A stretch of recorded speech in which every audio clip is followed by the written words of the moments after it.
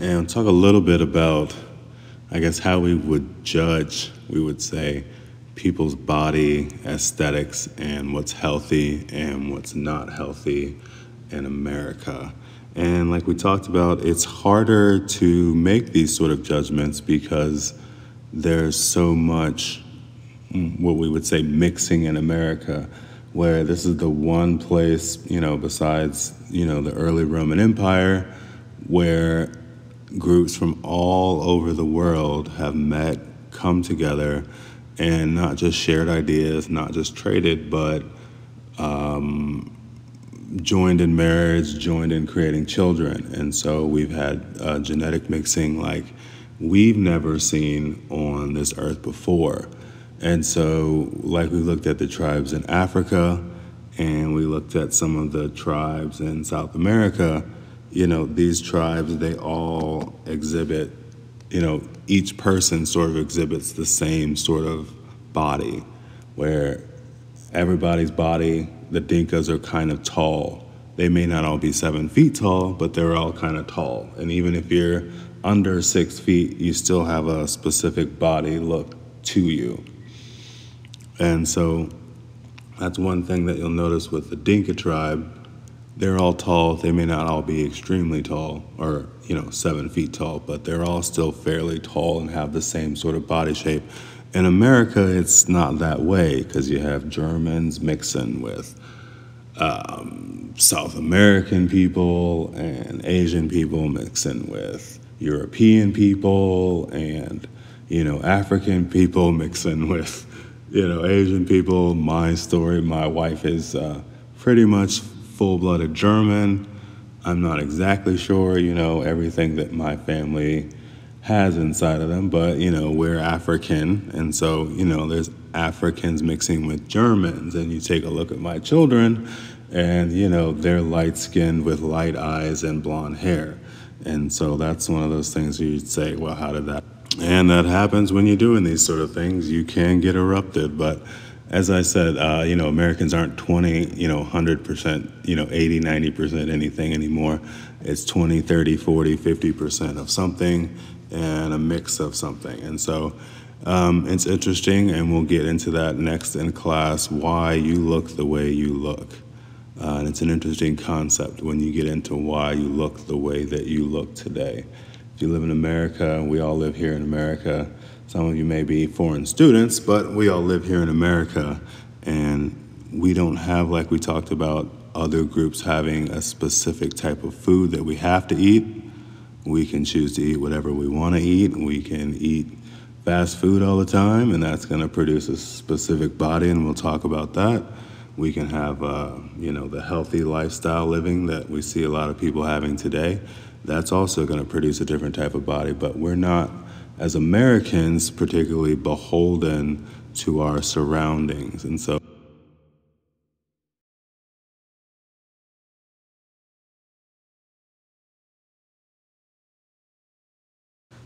now here we'll take a look at Phil Heath. Now I would say, as you can see, this is probably one of the most extreme body types that you will see. He is 280 pounds, a little bit over 6 foot tall, but as you can see, muscle bound from head literally to literally toe. And he is 7-time Mr. Olympia, almost 8-time would have been the champion. But this is America's, and generally when we say this is America's, it's the world standard in bodybuilding. And so the Mr. Olympia contest judges the best body in the world, and he is what I guess our world would consider the biggest, strongest, manliest body that you can have out there. And so you take a look at his body and you look at yourself and say, could I ever attain that naturally? And the answer is no. Obviously, he admits that, he regularly takes steroids, and it's not illegal for them to take steroids in their craft. Some of them try to do it without, but you will never attain a body look like that. But the reason that we're looking at him and we're looking at another man like this, Big Ramy, is because these men's genetics generally didn't start out like this. And so you look at him as a younger man, he had fairly good genetics. He was a bigger, stronger guy, but it's his environment and his nutrition and the way that he lived his life is what took his body to this point. And so if he were, let's say, living in the rainforest, there's no way on, the earth that he could do that as if he wanted to. But because he lives in America, because of the food that we have, the medicine that we have, the environment that he has, he can take his body to this extreme. And it's an interesting look, but if you take a look at his belly and his midsection, that is part of the trade-off, is that when you take a lot of steroids, you have this midsection that kind of guts out like that. And so, but the reason we take a look at a guy like this is because not only is he taking his environment and what he has around him to make his body to the extreme, like we looked at some of the native cultures, they take, they bore holes in their mouths, they bore holes in their ears, or they have piercings, or they have tattoos. They've used their environment to change and shape their body to how they want to. This man, Phil Heath, has taken his environment and has changed his body into what he wants to. And so the environment really does take, I'd say in modern days, precedent over our genetics or I guess anything natural around us, because we can control, and I'm talking about Americans specifically, we can control what we eat, even where we live in our country and what sort of environment. And he lives in the mountains, and he trains in Denver specifically because some other guys train in the mountains specifically because of the extra oxygen it produces in your body. And this is a very strenuous sport. And so when you go down and compete, they compete in Las Vegas at sea level, your body's able to compete a little bit better. And that's why we talked about last week in class, the Kenyan people and the Ethiopian people are better runners than anybody in the world because they're running in the mountains, they're running far, and they're running every day. And so they're running and they're running and they're running and they're running at height, at altitude, as we'd say, and then they come down to sea level, and it's that much more easier.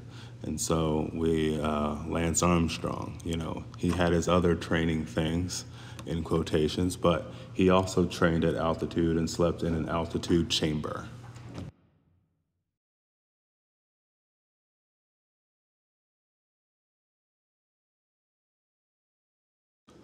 And so we talked a little bit just a minute ago about, I'd say, what we call the most appealing American body, or how we would define health and nutrition in America as good. And sometimes we use the body mass index.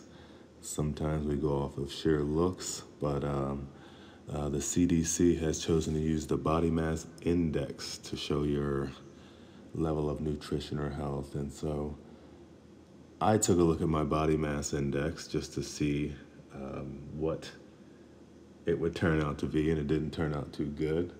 Many of you know me and see me every day in class, and you wouldn't believe that I am an obese human being, but the CDC would tell you that I am an obese human being. So basically what they do is they take your height and your weight, and they have some sort of rubrics. You can take a look at it. The website is up there. You can take a look at the screenshot also, but it's basically your height and your weight, and they have a way that they say that putting those two rubrics together, we can decide if you're a healthy human being. Now, I'm 6'2".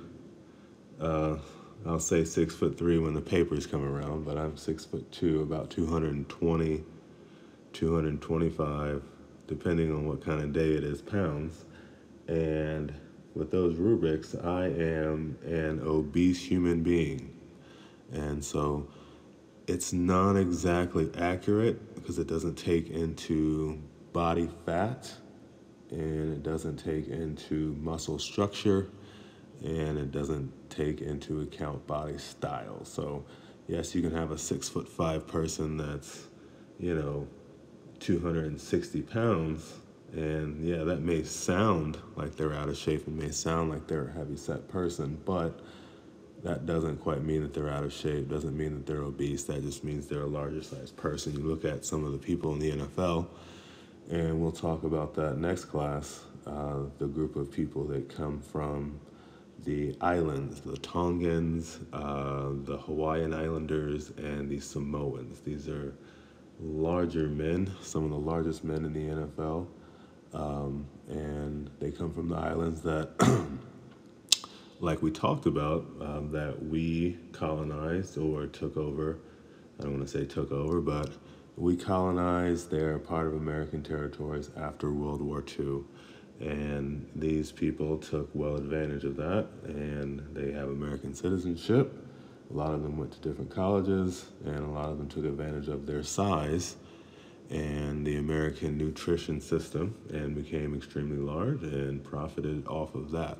And so you'll see, just like we talked about the Dinka people, some of them have made it to the NBA. We talk about the American Samoans in the NFL. They're some of the best defensive linemen and some of the best offensive linemen that you can have. Not to stereotype them, because they play other positions. Marcus Mariota, some of these other guys play other positions, but their environment and access to newer nutrition, and then access to a different environment coupled with their genetics, is what makes them the physical freaks that we would say today, because some of these guys are 6 foot, 300 some odd pounds, but still fast and still mobile. And there's actually been a few of those players at Northern. And then if you know Penny or Celeste Maunga,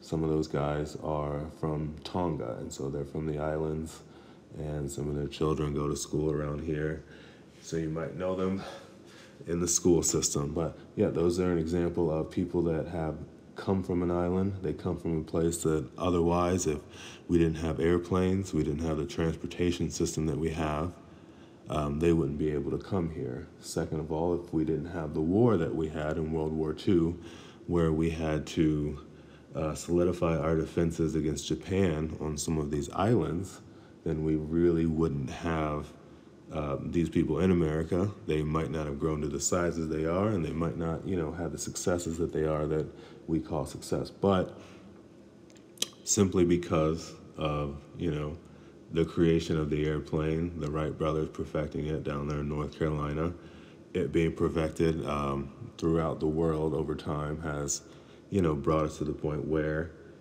people groups like the Dinka, like the Tongans, we'll talk about some of the South Americans and the sports they play, but have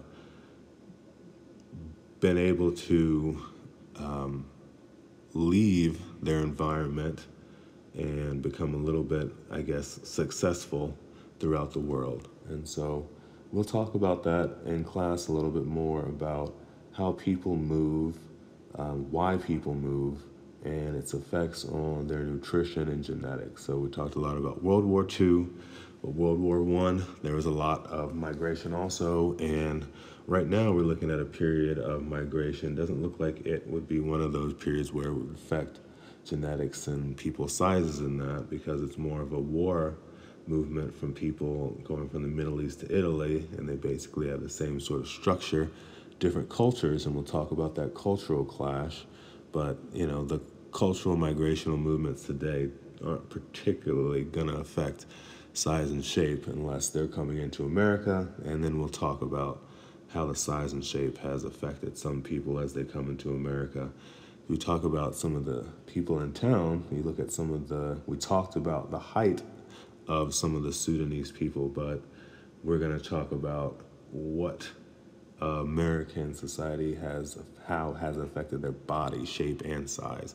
So you look at a lot of these guys that come here, and we talked about their original size where they're tall and slender, But then you look at their children, and some of their children have taken different body shapes and different forms where the environment and the nutrition take off on the genetics. And so there's a couple children that I work with that if you look at their parents, you couldn't imagine that they came from their parents. But because of the nutrition, and we'll talk about lack of nutrition and what that does to people groups, but because they have a lack of nutrition in Sudan, and then we're going to talk about some of the Somalians, but because they have a lack of nutrition, when they come to a place where there is nutrition and there is an abundance, you'll see the difference in their children, and you'll see the difference in themselves as they get older. And so you can take a look out here in society, and we have the Sudanese people here. We have a lot of people that have come from Somalia here, and we also have the people that come from Myanmar/Burma, the Karen folk. So you can take a look at even some of the Karen folks' children and how they've grown and how they've changed coming into America compared to their parents. And, you know, I've worked with a lot of them, and it is a lot to do with their nutrition and, you know, where they come from. They came from rainforesty type areas. So we talked about people that come from rainforest type areas, that they're going to be shorter. They're going to be less nutritious because the nutrients aren't there. And so the, you know, older Karen people are a little bit smaller, a little bit shorter, and you see their children, just pretty much one generation, getting a lot larger, and I don't want to say larger, but they're getting taller and bigger, and it's interesting to see and firsthand, and we'll talk about that, what we can see, you know, basically over the internet throughout the world. But as cultures begin to move around, we start to see different sizes of people. And, you know, because we have different access, you notice, you know, some of the teenagers walking around with, you know, these large, large holes in their, you know, mouths and ears and that sort of stuff. But, you know, that comes from the internet and seeing the people in Africa and learning about those cultures and saying, well, that's something that culture does. I'm going to try that out and see if it works for me. So it works in nutrition, it works with cultural practices, it works with religion. You'll notice that there is a synagogue in town. Then there is not a Muslim mosque, but they do all worship in the same place. The Karen, they are Christian, but they have a different type of Christianity, and so they have their own church services. And so you see, as these cultures move, and transportation and war and all these things allow cultures to move, it really gives them a chance to not only learn from other cultures, but take their culture and have that culture, you know, shown to other people. And we, you know, some people take things from cultures that they like, and some people take things that they don't like, and you can kind of weigh the options. But it's nice to live in America, in a place where we can look at pretty much every culture in the world, and we have access to the things that they have, and we can implement them in our own lives. So next class period, we're going to talk, we wanted you to read a little bit more through your textbook about movements, cultural movements, and how that affects the environment, and read the chapters in the book. And then I would also like you to take a little bit more of a look at the tribal cultures that we talked about last week, and think about how those may have been affected by modern culture and movements and transportation. So thank you for listening. A little bit shorter presentation this week, but I really want you to do a little bit more work, because we did a lot more work with the last one and in class. And so I really want you to take hold of this and focus on really what transportation and what that has done to the tribal life of the people that we talked about. So we will speak to you next class. Thank you for listening.